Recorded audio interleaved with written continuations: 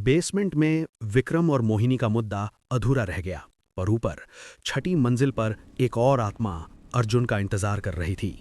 अगली सुबह अर्जुन फिर रामू काका के पास गया। काका, छठी मंजिल पर कौन रहता है? अर्जुन ने पूछा। रामू काका घबरा गया। बेटा, वहां बिल्कुल ऊपर कमरा 607, वहां एक बुढ़िया रहती थी, सावित्री देवी। 5 साल पहले उसे किसी ने सीढ़ियों से धक्का दे दिया, वो मर गई। किसने धक्का दिया?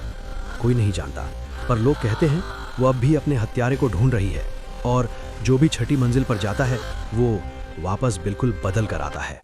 रात को 10 बजे अर्जुन ने सोचा शायद मैं छठी मंजिल पर जाके देख लूं। लिफ्ट बंद थी तो उसने सीढ़ियां चढ़ना शुरू किया। जब वो 5वीं मंजिल पर पहुंचा तभी ऊपर से एक आवाज आई, किसी बुढ़िया की गाना गाती हुई आवाज।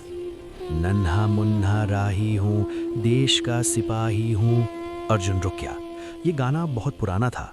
अचानक आवाज बंद हो गई। फिर एक और आवाज, घबराई हुई। कौन है नीचे? मेरे पास मत आओ।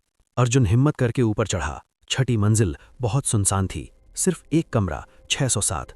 उसका दरवाजा थोड़ा खुला था। अंदर एक बुढ़िया तकिए पर बैठी थी। उसकी पीठ अर्जुन की तरफ थी। तुम कौन हो? अर्जुन ने धीरे से पूछा।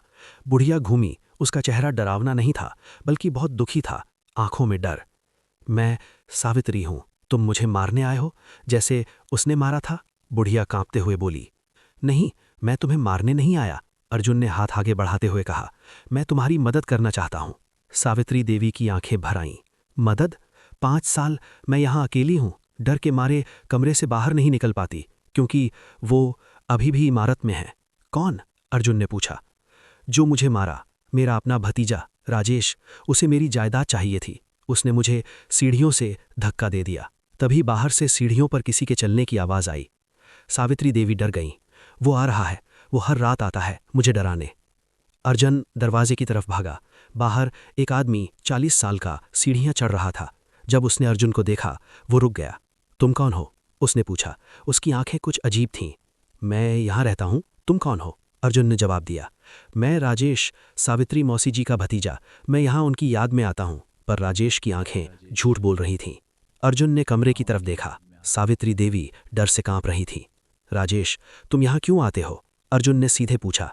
राजेश का चेहरा बदल गया, गुस्सा और शायद शर्म भी। क्योंकि मैं जान गया था कि मैंने गलती की, पर अब देर हो चुकी है। मौसी जी मुझे माफ नहीं करेंगी। तभी सावित्री देवी कमरे से बाहर आईं। राजेश, तू सच में शर्मिंदा है? राजेश घुटनों पर गिर गया और रो पड़ा। मौसी जी, माफ कर दीजिए, मैं बहुत बुरा इंसान हूं। सावित्री देवी का चेहरा नरम पड़ गया। उसने राजेश के सर पर हाथ रखा। मैं तुम्हें माफ करती हूं बेटा, पर तुम्हें अपने गुनाह की सजा जीते जी भुगतनी होगी। राजेश के आंसुओं में थोड़ी शांति दिखी और सावित्री देवी धीरे धीरे गायब होने लगी। पर जाते जाते उसने कहा, अर्जुन, 7वीं मंजिल, वहां सबसे खतरनाक कुछ है। अगला भाग, 7वीं मंजिल का शैतान, कल देखिए।